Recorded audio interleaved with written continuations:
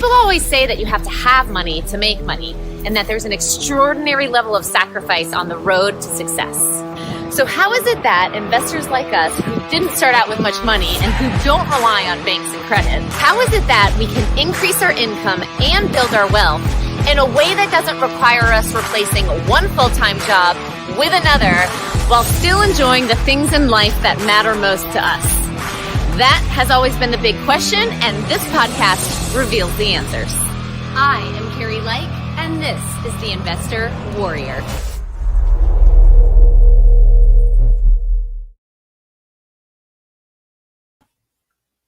Hey, you guys, and welcome back to the Investor Warrior. I have Howie here. Thought I wasn't supposed to look at you. We have not put out a show in a few weeks, and I apologize for that, you guys. We were traveling, and then I got sick, and so I think it's been 3 weeks since we have published on our podcast. The shame. It is shameful, but my promise to you is we're going to start doing these again once a week. Now that we're back, we're healthy, kids are healthy, so we're ready to go. Chop, chop. Today, we wanted to talk about the 10 things that we've learned from flipping houses in the last 10 years, because we just finished up with a flip where we're in and out, less than 3 months, very profitable, super smooth, had no hiccups, but it was not like that when we first started out. We had a couple hiccups. But we had a COVID incident. We did, but you're always going to have a little hiccups here and there. But I'm telling you, when we first started out, there were lots of hiccups and there were lots of lessons learned. So we just kind of wanted to go over the top 10 things that we've learned in the last 10 years of flipping houses. So, okay. All right. Number one, always get an inspection on the house. Even if you're buying it at a discount, I still inspect my houses. We inspect them because we don't get up into the attic or the crawl spaces. We don't know what's going on up there or down there. That's not our job. Right. And there's a lot of things that you can find that are hidden, or the inspector will find that are hidden. I know we've done really short inspection periods now. So if we negotiate a deal with the seller, we let them know that we're going to do a very short inspection period. Real quick. I've done a 1-day inspection period just to get my inspector over there. Yeah. Now, were there times where you didn't do them? Very few times that I didn't do an inspection. Did they have to do with wholesaling? With wholesalers? Yes, it did. Yeah. I bought, actually, that's a good point. Yes. I bought it from a wholesaler and we didn't do a inspection because there was no inspection period. Mm-hmm. So we didn't do an inspection. And lesson learned on that? Well, you're always going to find things. The inspector's always going to find things that you didn't. And guess who's going to get an inspection when you go to sell the house? Your end buyer. So you want to address the issues up front. And when you're going into a deal and negotiating a purchase price with a seller, obviously it's dependent on the repairs. So I'll tell you a story. Do you remember Bridgeway? I remember the name. Okay. So it was a gut job. And we knew it was a gut job. The siding had to come out. Where was it? Longwood.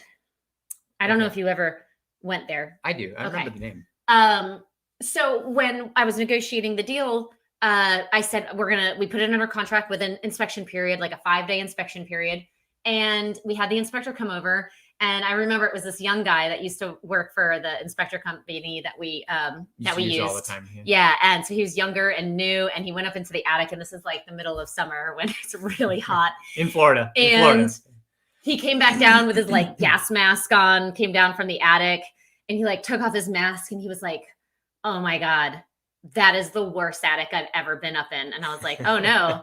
I'm like, "What happened?" He's like, "Well, for starters, you have a whole family of active rats that are living up there." Oh my gosh. And what they're doing is are you okay? Yeah. What they're doing is they are chewing up the electric wiring. They're chewing up the ductwork. They've destroyed the insulation. It was going to be like $20,000 worth of repairs because we had to rewire, we had to reduct, we had to obviously get the rodents out. We had to replace insulation. And if I had not done the inspection, my budget would have been $20,000 over, not knowing that was there. So we ended up renegotiating the deal, lowered the purchase price by $20,000, and it was profitable for us. So when I say get an inspection, I mean, definitely if you're new, but even I still do inspections because I don't go into the places that inspectors are going to go, but you will get better and better at more and more efficient, I'll say, getting an inspector out there. So I don't do 10-day inspections anymore on our houses like we used to when we were new and we had to bring contractors over and get estimates and all that. Now I just 1 or 2 days, get the inspector over there, make sure that I'm not missing anything. So the other thing that I think that I've learned on this whole thing too is the inspection has a lot of value when it comes to the disposition when you're actually selling the house, right? Because you basically know, you have almost a checklist of all the things that you want to make sure get taken off. And you also have an idea of what's going to come up on the inspection when someone's buying it from you, correct? Yeah, but remember, so that's a good point though. When you do your inspection, this is what I used to do. I used to get my inspection done and I wanted to fix every little thing on the inspection because I was like, oh, when the buyer comes through, their inspector is going to find nothing. It's going to be an absolutely clean report because I fixed everything on my inspection.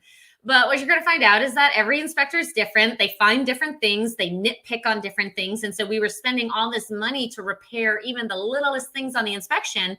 And then the inspector wasn't even looking at that. They were looking at something else that the other inspector missed. So when I say get an inspection, it's for the big things. It's for the $20,000 items that you didn't see that's going to affect your purchase price. Yeah. Or you might just have to cancel the deal because it just might be something that's way over your head, like the house is falling into a sinkhole, right? So you want to know before going in, before you're committed and you've got your funds into the deal and you've got your lenders committed to the deal, that this is going to be a profitable deal. Number 2, don't try to make a bad deal a good deal. This always ends bad. Doesn't that apply to whether you're flipping, holding, everything? Come on. But I know that in the past, we have, when we were on a roll and we just wanted to get the next deal going, we wanted to get the next flip going, we would overanalyze a deal. We'd analyze it to death, try to crunch the numbers, try to decrease our repairs. Maybe we can get more ARV. Maybe we can do less on the repairs. And we tried to make a bad deal a good deal, meaning the seller wouldn't budge from their price. And so we tried to make it work for us. And those were always the deals that were break even or not very profitable for the amount of time and the effort that we put into it. Right. Yeah. So if you're just trying to make it a deal by fudging your numbers and working them and trying to make magic with the numbers, and the seller won't do something where instead of a cash price, they'll do terms. They're just stuck on that cash price, and you know that you're going to be overpaying with that price. Walk away and follow up, because I don't know. We almost always go, I would say, over budget on our projects. There's been a few where we were at budget, and we've been doing this for 10 years. I will say that we go less over budget now that we have experience in doing repair estimates before we get into a deal. But there's always going to be surprises, gotchas. So we always put a 10% contingency on our deal, meaning no, it's about 10%. You put a 10% on them. I got them at a quarter. I honestly. always go. In fact, this deal that we just closed. I mean, this one that we just did. That's true. Yeah. That was about 23% higher. Only because we made some changes. We knew we were going to get a higher ARV. But I knew it going in. That's the thing. Yeah. So there was a budget, and I laughed at the budget. And so since I manage the capital and I manage the projects, I just knew going in, no, it's not going to be. Well, I will say. Can I say the numbers? Can I throw them? Yeah. Well, I don't want to go into detail because we still have 8 more bullets to go through. And I want to pick on wholesalers. I want to go back to number 1 for a second. So, what I was going to say is when you're new, I always suggest having at least a 25% contingency, meaning if you think it's a $50,000 repair budget, add 25% onto that, because you're almost always going to go over budget. There's going to be surprises. There's going to be things that you missed because you're new to this. We still put a contingency on our numbers when we're giving an offer to a seller, and because we want to make sure that we're profitable even when surprises pop up. So we're always putting a little bit of wiggle room in our repair budget. And just to use round numbers, if you were using a 25% contingency number on a $100,000 repair project, that would be $25,000, and that seems high. Now, most people, especially getting started, aren't doing projects that are that large, but it doesn't take much to get to $50,000. Right. So it's true. If you cut $25,000 in half, right? So 25% off of that, it would be $12,500, right? $12,500. To put $12,500 of contingency on a $50,000 project is nothing. Like, don't, that's a good idea. That's like a roof. Yeah. I didn't realize we needed a new roof 12,500. Yeah, exactly. Because things add up quick. Yeah.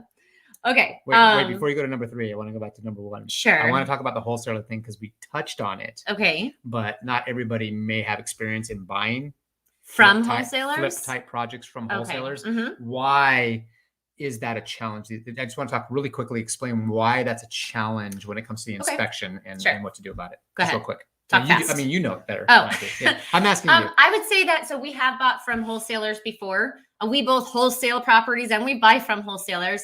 But when you're buying from wholesalers, you've really got to know your numbers. You've really got to be experienced, or you need to be partnering with someone who's experienced, because a lot of times it's quick closing. You've got to have your funds lined up. There's no inspection period. So when you put your non-refundable earnest money deposit, which is typically higher than you would with a retail, with a homeowner that you're dealing with directly. When you're dealing with a wholesaler, typically here in Florida, it's, $3,000 non-refundable earnest money deposit if it's under $100,000 purchase price, and if it's over $100,000 purchase price, then it's $5,000 non-refundable earnest money deposit. So that can be pretty significant to people. And there's no inspection period, which means you can't get out of the deal you can get out of the deal, but you won't get your earnest money deposit back. So you have to know your numbers going in. You can do an inspection. We've done that where we put it under contract. We put our $5,000. We did the inspection. We prayed during the inspection that they weren't going to find anything we didn't find. Catastrophic, yeah. and it turned out fine, because on the deals where we have bought from wholesalers, like I've literally gone up in the attic, like shined a flashlight up in the attic to make sure I'm not missing something. But even still, I remember we had someone come over and there were termites all up in the chimney.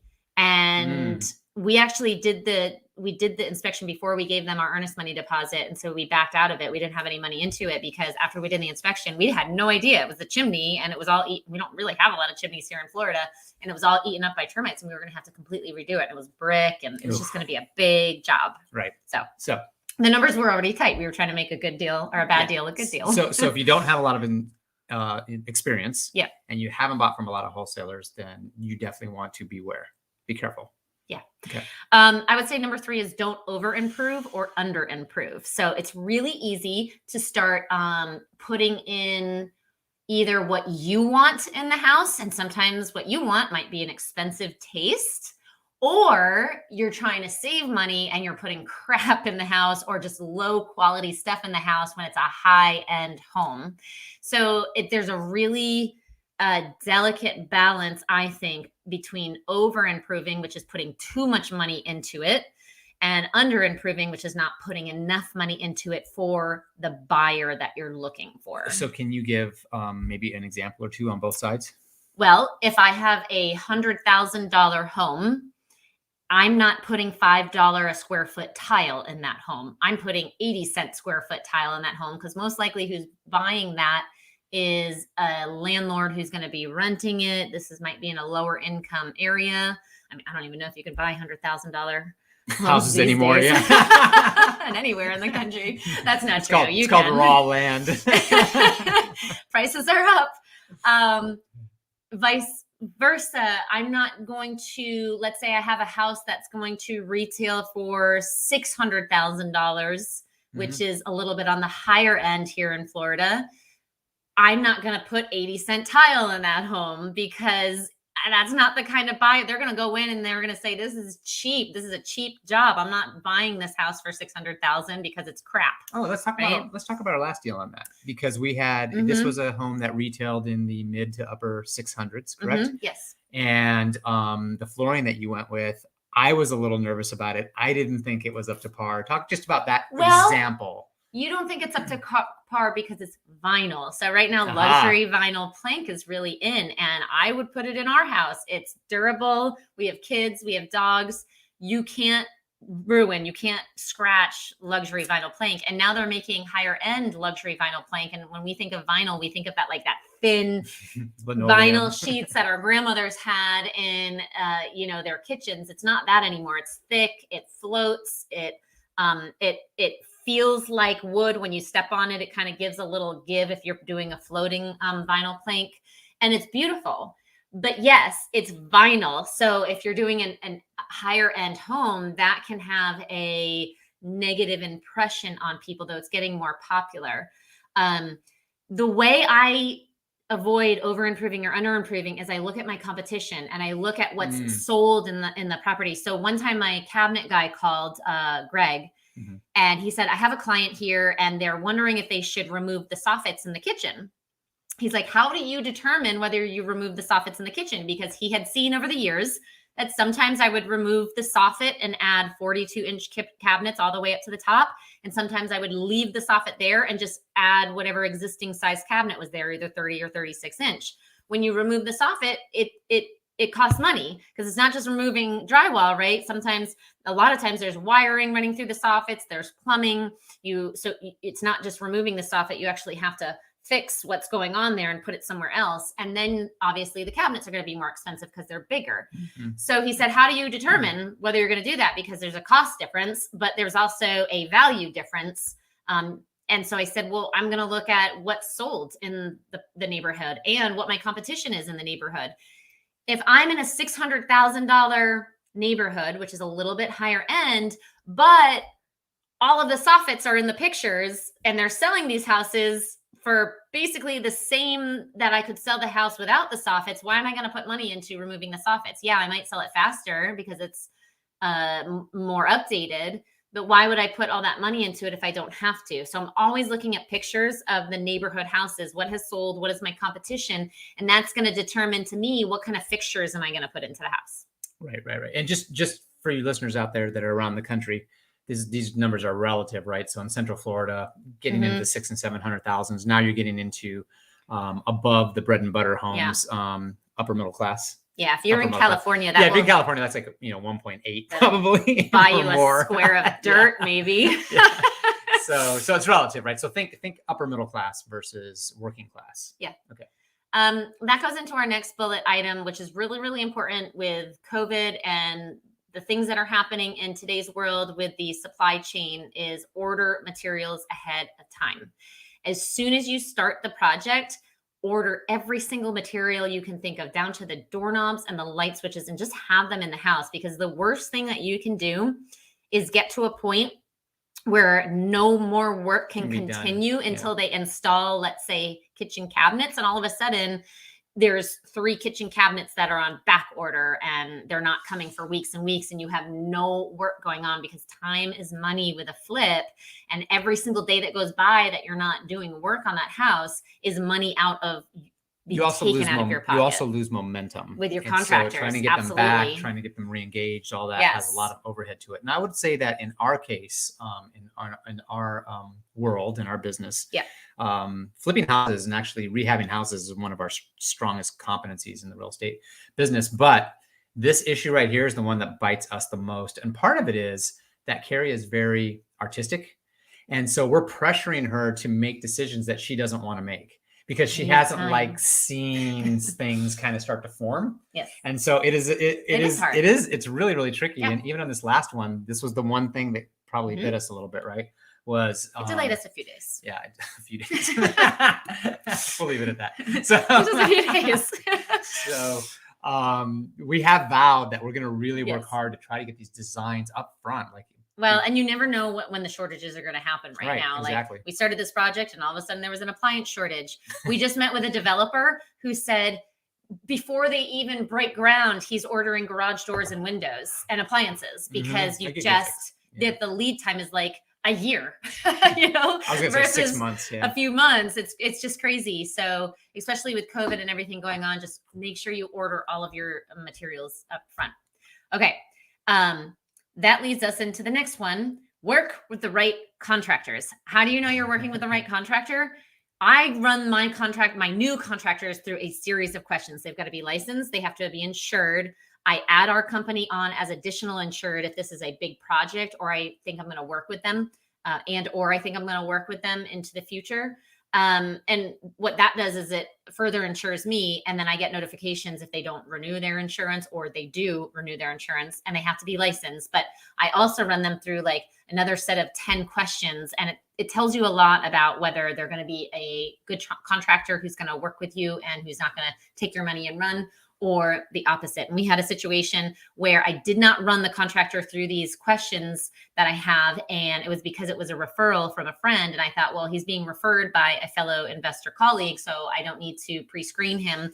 We gave him lots of deposits and money, and he kept kind of working on the house, but we were having so many challenges with him. And because his house was far away, and we don't really go to our flips that often anymore, I just wasn't going out to the house. He was sending me pictures, but I couldn't really gauge what was happening there. And so finally, when, he didn't show up because he didn't have gas money and we had literally just paid him a deposit, I'm like, something isn't right here. Yeah.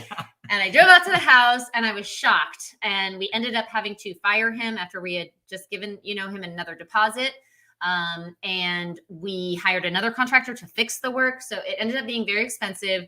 It cost us time. It is the most stressful thing when you have a contractor that is really hard to work with or that's not getting the job done.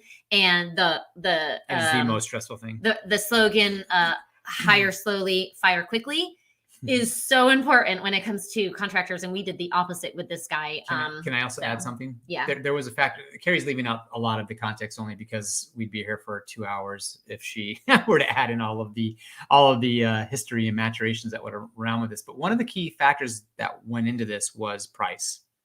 So I after that particular, I don't even know if this is a separate number, maybe this is 11, but don't be seduced by low prices when it comes to contractors. Yeah, that's a good point. And that's kind of what was happening here. This particular contractor had done a little bit of handyman work for you, correct? No, he hadn't. But remember, his brother did. I remember calling you. First red sign with this contractor was that he wrote the estimate on a memo pad, and I could hardly read his writing, and it was like chicken scratch. And then I remember calling you. And I was like, oh my God, this guy's awesome. His prices are so cheap. We're going to use him over and over again. And sure enough, his prices were really cheap. They were so cheap that he couldn't afford to drive himself to the work job anymore. So yeah, if the prices seem really low, there's probably a reason why. So don't get seduced. That is a really good point. Don't get seduced into the low prices with a contractor, because sometimes that is a red flag. Huge red flag. Yeah. Okay. Okay. I don't know what number we're on, but we're going to keep going. I know, but these are all out of order. Oh my goodness. All right. You're not going to do your 10 steps questions? No, that's going to take too long. Okay. If you guys promise them? You know what? We'll do a separate episode where I run you through all the questions that I ask my contractors. We've actually had the same contractor for like 6 years now. Most of our subcontractors have been with us for 6 years. We have only had to fire that one contractor that we used for half a project. And so we've been, I'm not going to say we've been lucky with contractors. We've done our due diligence with our contractors, and we have hired the right ones from the start.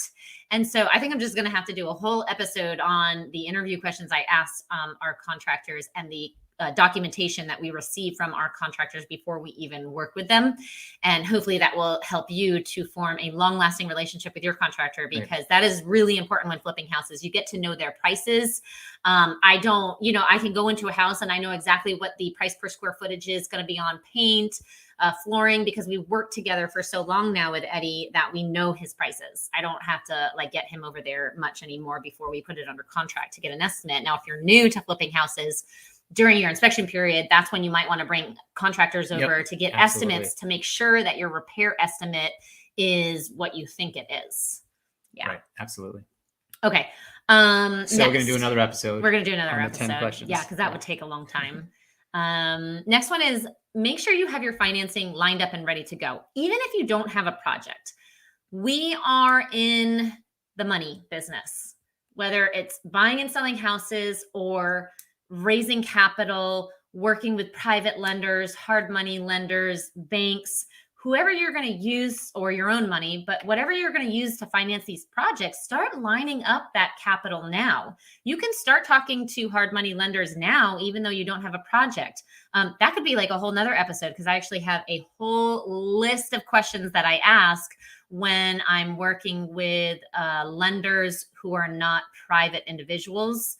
I remember, Howie, we were we needed to raise money for something one day. We were at the dining room table and I called this new lender that came across my news feed on Facebook or something. I'm like, oh, I'm gonna call them and see kind of what terms they've got.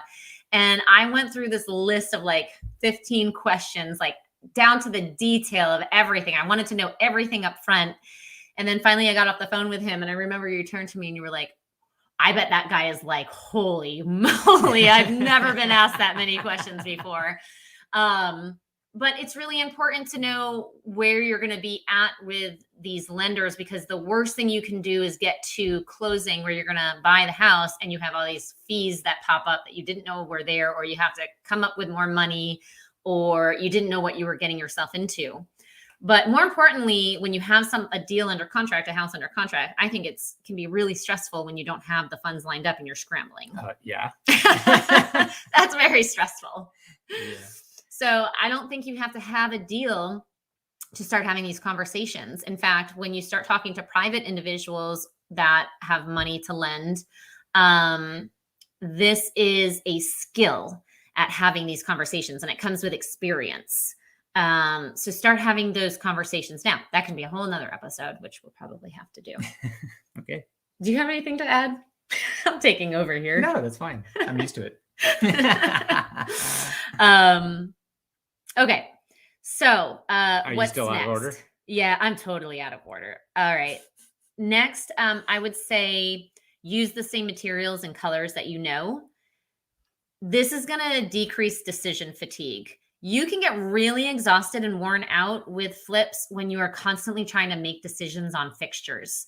I know that when I first started, I could spend a whole day in floor and decor and not even realize that I was in there all day. It was like a time warp where I would walk in at like 9 a.m. and all of a sudden it was like 3 p.m. And I'm like, oh my God, what I think just this happened? is a personality thing. There's no way in God's green earth I could be in there that long. Sucked in, or Home Depot, floor and decor. I mean, I will just get sucked in and all of a sudden hours will go by and I'm like, I don't even know where I am or what time it is or what day it is because I've been in here for so long and I haven't even made a decision yet. So when it comes to design, we use the same, almost everything for every job, whether it be lower ARV, mid ARV, or high ARV. We kind of have the same type of materials that we're using and the same colors that we're using. I mean, every single house that we own, including our primary residence, Repose Gray, Sherwin-Williams. I was going to say, Eddie's always like, Repose Gray? Repose Gray, Sherwin-Williams. And that is because I know that 95% of people who walk into the house are going to like it. It's a nice neutral color. I'm not putting my preferences and tastes into the project, because if I did that, my buyer pool would go from 95% down to 75%. And that's the last thing you want to do. Down to 5%. I have good taste. So you say. But I'm not doing crazy accent walls. And, you know, once in a while, if there is like an accented wall, maybe you first walk in and that's the first thing you see, we might do something special with it. But I'm not going crazy with things. Everything is very neutral. Appeals to the masses, and I know people are going to like. And I only know that from just experience now. Yeah, appeals to the masses is the key phrase there. Yes. So if you want paint, Repose Gray, Sherwin-Williams, you will not go wrong with it. All right. Next, we put our properties in a land trust. Now we're here in Florida, and actually I just asked Andrea Hosh if she wants to come onto the show and talk about land trusts. Land trusts are pretty common here in Florida. They might not be so common if you are in another part of the country, but that's okay. You can still learn about land trusts, and you can talk to someone in your state who might do land trusts. And I know Commonwealth does other states as well. They're here in Florida, but they also do land trusts in other states. And they know the states that are more friendly to them. Correct. Versus not. Right. We put it in a land trust. Well, what we do is we have the seller deed the property into the land trust, and then the seller transfers their beneficial interest in the trust to our company. So in public record, it just goes from the seller into the land trust. Our name stays off public record. Our business stays off public record. So it's a tool that you can use for asset protection and estate planning purposes. But more importantly, when you're flipping, we have our title company send the doc stamps that are due. Anytime you purchase a property, doc stamps are due, and doc stamps are a percentage of the purchase price. So when the doc stamps get sent to the county records those doc stamps, and then they record the purchase price, because based on how much you paid in doc stamps, they know how much you paid for the home. That's how the purchase price gets recorded. So if you buy a house for $100,000, the doc stamps are sent to the county. The purchase price gets recorded. The fictitious $100,000 house. Yes. Let's say 3 months later, you flip it for $300,000. Well, all of that is recorded on public record, and that can really create a bias in buyers' minds, because why did you just buy this for $100,000 3 months ago, and now you're selling it for $300,000? Why am I buying a house for $300,000 when you just bought it for $100,000? Well, they don't know we put $100,000 into it. They have no idea, but it can create a bias in their mind. So what we do is we have the title company send the doc stamps directly to the state versus the county. Because typically the doc stamps will get sent to the county, they'll get recorded, and then they get sent up to the state. We don't send them to the county, we send them directly to the state, where they don't get recorded. So there's never a purchase price that shows up on public record. You'll just see that it went into the land trust for $100 transfer fee, and that's it. So we're hoping that nobody from the county is watching this. But I'm sorry, what? You can do it. It's perfectly. No, I know. We don't want to start matter. new legislation. Oh, no, it doesn't matter. I mean, this is what you can do. And as long as you're aware of how this process happens, and this is how it all works, well, why would I send it to the county where the purchase price is going to get recorded, put it into a land trust, send the doc stamps directly to the state? Now, our company stays off public record, the purchase price stays off public record, and you have less challenges when you go to sell the house. I know when we were living in Georgia, we did not use land trusts. That first property that we flipped, we bought for, $135,000. We sold it for $300,000, and it was only 4 months later. And I had agents. That was the first thing they asked is, you just bought this for $135,000 4 months ago? Like, what's going on there? And you're listing it for $275,000, even though that was the ARV, that was the after repair value. And we were pricing it at what the house was valued at. And they want to know what's wrong. But perception they look on public record and they see this chain of purchases, they're going to question, right? So you want to take that questioning out of the equation. Do you want to add anything? No. I'll keep talking then. Keep going. All right. Let's see. Before you list it, this really gets I used to have a friend that would say, what really gets my goat? Who I'm talking about. It's so old fashioned. She'd be like, what the bee in my bonnet is? Have you ever heard someone say that? She's so old fashioned. These are all normal to me. Oh, really? I feel like that's so old fashioned. You know what, guys? I wouldn't actually say it. What the bee in my bonnet is? What really bothers me? First of all, a guy would never talk about his bonnet. Okay. Well, what really gets my goat? Would you ever say that? Yeah, I think I have said it. Yeah. You're old. But sexy. It's when I'm trying to be clean. Okay. So what really, really bothers me is when they have this beautiful home, they've renovated it, they're ready to list it, and it's not professionally staged. It's not professionally cleaned, and they haven't taken professional pictures. It's like getting to, 10 steps from the finish line and walking, right? Like, if that's a good analogy. Yeah. Or just. Well, I'm a football guy, so this is down to the 1 yard line. It's down to the 1 yard line, and then you half-ass it. Over the goal. Yeah. I guess it's just like, I don't know if it's just because you've spent all this time and money on the project, and now you're like, I'm all done. I think, what I think part of it is? I think people they've gone over budget. Yeah. Which is our earlier point. They've gone over budget. They don't want to spend the money. They don't want to spend the money. I think that's really what it is. I think so too. And they don't understand the primacy effect. The primacy effect is huge. What do you always say? The first 2 minutes, the first minute? Well, I had always heard for years and years and years, I have always heard that people make their buying decisions when they walk into a house, that the decision of whether or not they want to buy that place is made within the first two to 3 minutes. I don't remember exactly what it was, but it's really, really fast. Yeah. It is from the curb to the kitchen. And then boom, they know this is my house. This is the one that I want. Yes. This is the one that I want to go after. Right. It's first impressions very, matter. very quick. Yeah. And you can't it's the old, you don't have a second chance to make a first impression. Well, especially when you're listing a house. Once you list that house, it's listed. You can't unlist it. That's not going to look good. We've had that problem before. Yeah. Once you list it, there's no going back. Yeah, you can't take it back. So why wouldn't you list it with professional photos? And I guess people justify it with saying, well, my iPhone takes just as good as quality of photos as professional photos. Not true. Professional photographers know when to go over the house, what kind of lighting to use. They have better equipment. The pictures always turn out 100 times better with a professional photographer than my iPhone. And that is the first impression are those pictures, at least when the agents are scrolling through the MLS, determining whether they're going to show this property to their potential buyers. That is their first impression is the pictures. The buyer's first impression is when they walk into that house.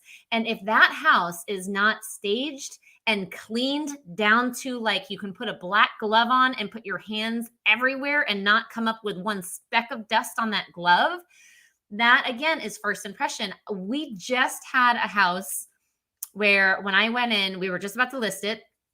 I went in because I knew the cleaners had just gotten there. So I just wanted to make sure everything was good to go before we staged it and listed it.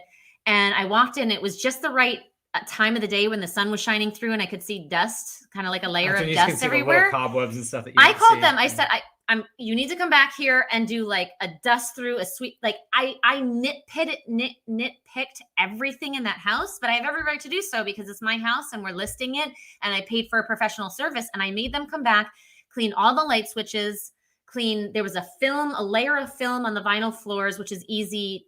You get this film that gets on there that's after construction debris gets on it. And it's really hard to clean. All I did was Google how to clean it. And I came up with some kind of a solution that can get the film off. Had them come back with a cloth to dust I know some buyers might not see it. I have a trained eye, so I see it. But if I see it, potential buyers could see it. And that's the last thing I want them. I want them to come in and there not be a speck of dirt or dust on that floor when they enter that house. And you also talked about staging. And then staging. Right. Yes. So the reason staging is so important is that most people don't have any imagination. Right? They just don't. And they can't see what could be. Right. They walk into an empty house and it feels cold. It feels empty. And it doesn't feel like home. And they're trying to imagine, where do I put the furniture? Is this too small of a space? Right. Even with the last house that we did, I was like, oh, I don't know if we should have put that ledge there because it kind of cuts off, the room a little bit. Is it going to be too cramped with a dining room table? And as soon as the stager came and put the dining room table in and she put some bar stools, I was like, oh my God, there's plenty of room. Well, and the key was like your eyes deceive you when there's no furniture in the room. The key there too was the stager. So you're hiring someone professional to do this because you wouldn't want me, you don't want to give me all the stuff. Right. You can give me all the nice staging stuff, but I'm going to do a horrible job.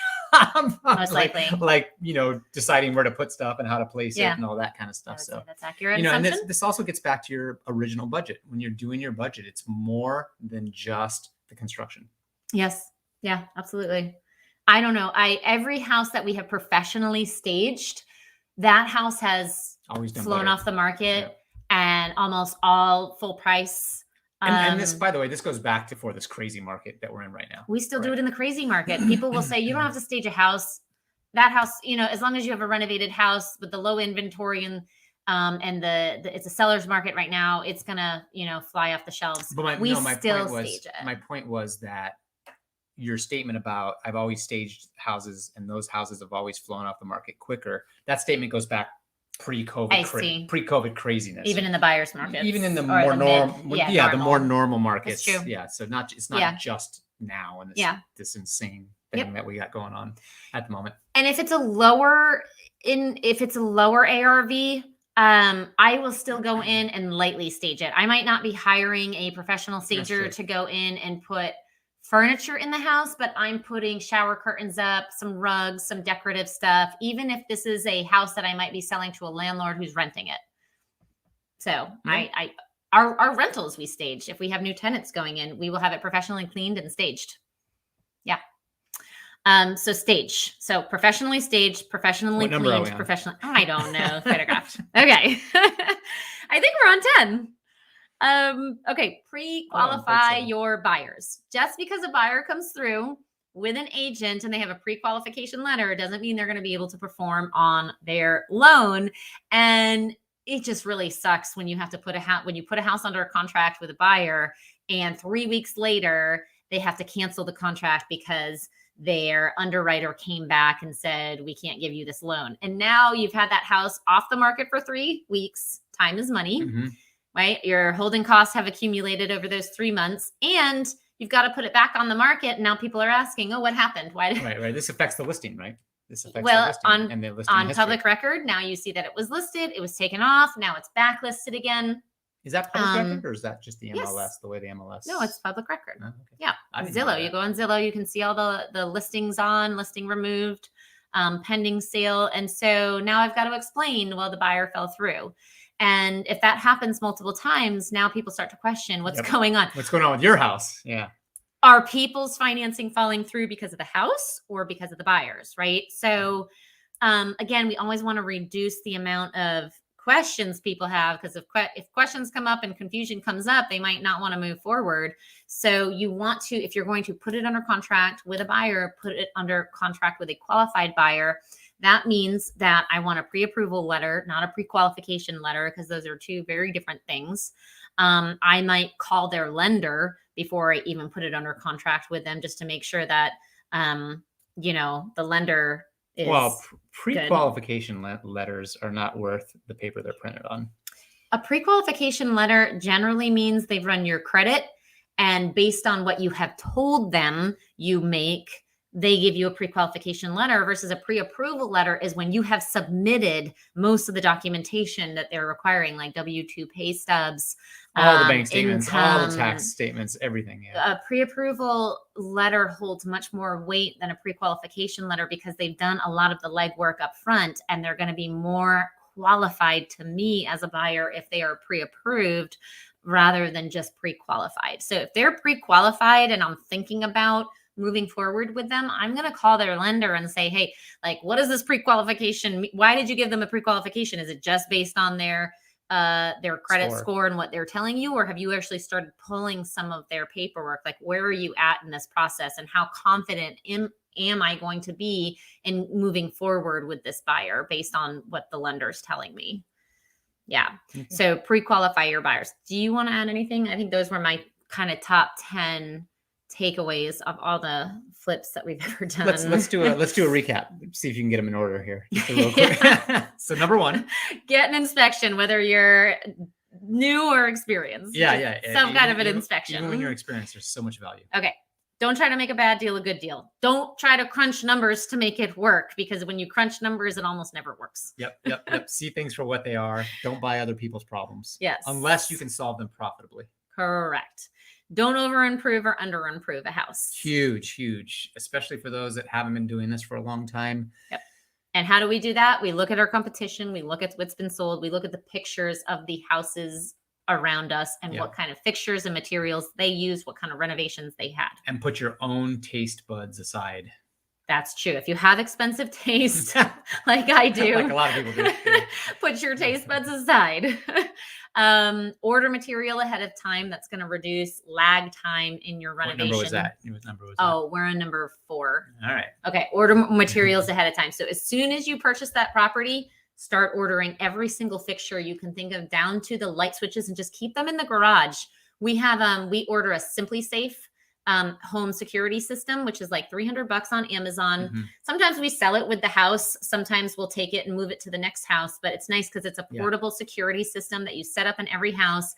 You set up the home address on your app, and now you can transfer that. But that's a safe way to make sure if you're going to keep all the materials in the house, that you also have the house secured. We didn't talk a lot about that when we first went through this, but security is a big issue if you're going to be stocking supplies, whether it's finish or non-finish. Yeah. I know that there's been some reports recently, because this is a big issue right now, right? With all the supply chain issues and everything that we're hearing about, people are stockpiling stuff, and the amount of thefts in vacant homes has really gone that up. And open. Remember we met with our friend out in Volusia County who's developing those townhouses, and he said that when the price of lumber went up, there was a lot of people coming to these open job sites and stealing the lumber from the job site. So he actually had to spend some money to put these a more sophisticated security system in his job site, because when you're developing, you don't have any, it's not enclosed, everything's open. Well, and this is a commercial job site where they're like 30 units, that kind of a thing, as opposed to a single family deal. But so security, you definitely want to, if you have a vacant house, basically is what you're dealing with when you're under construction. And so the minute the weekend hits and those kinds of things, you're vulnerable. So we use the Simply Safe system. Yes. We're not selling it. Just that's what we use. We just use it. We like it. Terry likes to use our garage, and that's always a form of conflict with us. Any open space I can store stuff in, I will find it and store it. Okay, where are we? Work with the right contractors. What's the number? We're on number 5. So work with the right contractors, make sure they're licensed and insured. And we're going to do a whole nother episode on how to screen your contractors. Qualify them for reals. For reals, yeah. Number 6, have your financing lined up and ready to go. Start having conversations with hard money lenders, private lenders, banks, wherever you're going to get your financing from before you lock up any deals. Number 7, put your home in a land trust, have the title company send doc stamps over to the state if possible. If you're in a state that does land trusts and you have a title company that will do that, that will keep the purchase price off of public record. Number 8, use the same materials and colors that will work. So make sure that you're using things in the house where you have the highest chance of selling it. You have a bigger buyer's pool because you're using neutral colors, neutral finishes, things that most people will like. Number 9, before you list, you want it professionally staged, professionally cleaned, and professionally photographed. And then I just thought of one more. We're going to add a bonus here. But number 10 is pre-qualify your buyers. Very, very important. That is like the finish line. That's like 2 steps before the finish line. Putting it under contract with the wrong buyer can have some negative effects on your flip. I'm going to add a bonus here. Okay. Bonus round. Insurance. Always get a vacant house policy on your flips. You have a vacant house. Vacant house policies are going to be more expensive, but they're also going to cover you for the increased liability that you have for having a vacant house. So, for example. Well, if a contractor falls and hurts themselves in the vacant house, we have liability coverage under the vacant house policy that covers that. Okay. Vandalism, certain acts of vandalism. Unfortunately, I think theft is not in there. We have this has not happened to us, but friends of ours have had air conditioners stolen from their property. Now, we don't generally flip properties in areas where we have to cage our air conditioners. If you're in a neighborhood where you see caged air conditioners, think twice before buying that house. You might want to wholesale that to someone that's usually a rental area, and not usually a type of neighborhood that we're flipping properties in. It's just a lot of liability, a lot of risk. Yeah. It's a whole nother layer of challenge. Now, there are people that specialize in Absolutely. that area, and they know what they're doing. Yeah. So I would say for insurance, talk to your insurance agent, because you want to make sure that you get the right policy. We always get 6-month vacant house policies. We get 6 months because usually 3 months of it is earned, which means 3 months we have to pay for it. But from 3 to 6 months, if we cancel the policy, then we can actually get a refund for it. So we generally do it in 6-month increments. And that way we can generally get a refund back on our insurance policy, because we're generally selling the house between 3 to 6 months. So anything else that we forgot? Good. I mean, I think this was pretty comprehensive list. Yeah. We could probably break each one apart and do its own separate show, and maybe we'll do that. Well, you've already promised the questions. Yes, I have. Yeah. So, all right, you guys. So that is it for today. We'll see you on the next episode. And remember, you are just one deal away. Take care.